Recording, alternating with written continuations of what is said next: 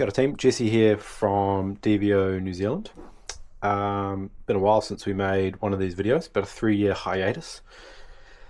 Due to all sorts of jobs on, so we're gonna fire them back up and get stuck into a couple more of these. Whether they are comparison videos, overviews of products, service, tuning, all that sort of jazz. We're gonna try and bring you some information around some DVO product. Keep it pretty informal, pretty fast and loose, and deliver it in a pretty rough package. We're not really going to edit these things, just going to keep it how it is. So today we're going to look at two shocks, and a question we get asked fairly often is in what situation you would choose the Topaz Pro as the three position adjust, or the newer Topaz Prime that has the high and low speed compression adjuster and the new Prime adjuster, but lacks that 3-position climb switch or threshold switch. So the architecture of the shocks is identical. They use the same air cans, they use the same damper bodies, damper shafts. The mid-valve is the same on both, the mid-valve tune is the same on both. They share all the parts, everything is completely interchangeable. It comes down to preference around what you prioritize, and to some degree your frame's kinematics, your weight, how much damping you require, and if you're a bit of a bloody fiddler and you like moving things around. So pretty clear-cut rule for us is if you ride an e-bike, the Topaz Prime makes a lot more sense. Obviously you've got a motor and a battery, so the climb threshold switch shouldn't be as relevant. So we tend to find that the added weight of the e-bikes and the added damping and stability from the Topaz Prime becomes more prominent. We don't see any situation where that rule doesn't apply, but again, if you were building a super lightweight cross-country type e-bike where you wanted to have a super steep seat tube angle and a little stiffer climbing platform, yeah, maybe, but that would be a pretty weird one.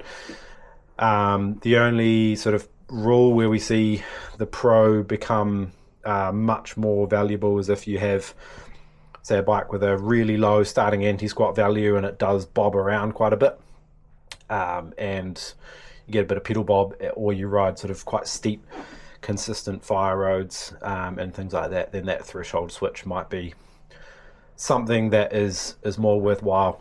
So it is a sort of case-by-case basis. There is no doubt that the Pro shock runs a lower amount of damping force across the whole range.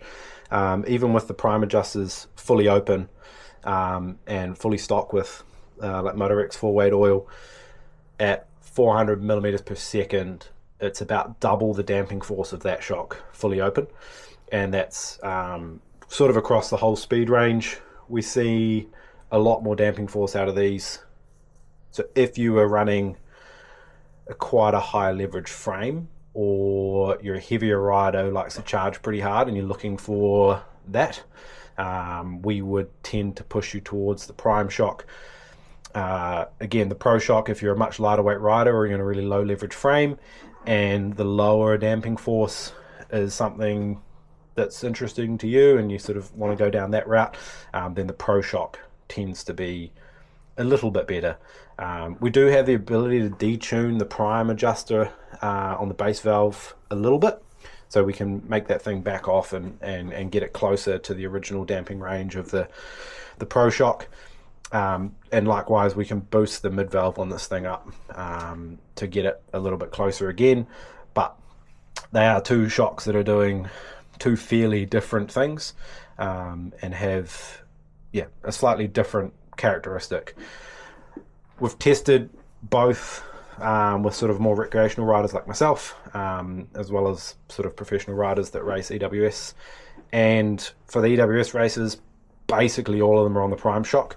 That added damping force and chassis stability for the speeds that those guys and girls are doing, it makes a lot more sense, and is a bit of a no-brainer. I yeah, currently in a sort of more cross-country orientated bike. The speeds are a little bit slower for me, and I want that rear wheel to sort of track the ground a little bit more and get out of the way a little bit faster and easier. And as well, the climb switch or the threshold switch becomes a little more valuable. I tend to run it in the middle position. For uphills, rocky, ticky uphills, I don't really use the full lockout that much. It's pretty uncomfortable. It's very, very firm. So for me, that's not really something I need. I have run this Prime in the XE bike, and it was nice if I was going really fast and utilizing that extra damping force. But for me, most of the time, the Pro Shock ended up working a bit better. So yeah, that's a sort of brief overview into them. You'll see both of them also currently have high volume air cans on them. Depending on frame kinematics and progression and stuff, we can spec both of these with both low volume cans that are a little bit can suit other frame kinematics better. So low volume can suits a more linear frame. If it's got a lower leverage rate, lower starting leverage rate, these high volume cans tend to suit the other frames a little bit better. But we can mix and match those on both shocks depending on what you're after. So yeah, brief overview. Obviously, if you've got any questions, chuck them in the old comments below. Also, if you have any videos you would like us to make, or you have anything you'd really like to see the inside of, or get a bit of a grasp, we're not going to make these things super technical.